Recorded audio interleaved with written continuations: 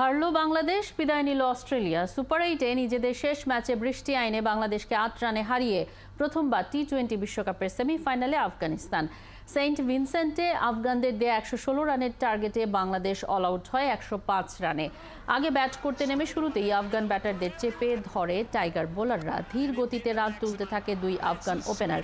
এরপরই দলকে break through এনে নেন রিশাদ হোসাইন। ৪ ওভারে ২৬ রান দিয়ে এই লেগ স্পিনার নেন ৩ উইকেট। শেষ পর্যন্ত ৫ উইকেট হারিয়ে ১১৫ রান তোলে আফগানিস্তান। ছোট লক্ষ্য রান তাড়ায় শুরুতেই উইকেট হারায় বাংলাদেশ। এদিনও ব্যর্থ টাইগার ওপেনার তানজিদ তামিম। ৩ বলে ০ করে ফেরেন তামিম। টিকতে পারেননি ক্যাপ্টেন শান্ত। এক পাশ আগলে দাঁড়িয়ে থাকেন লিটন দাস।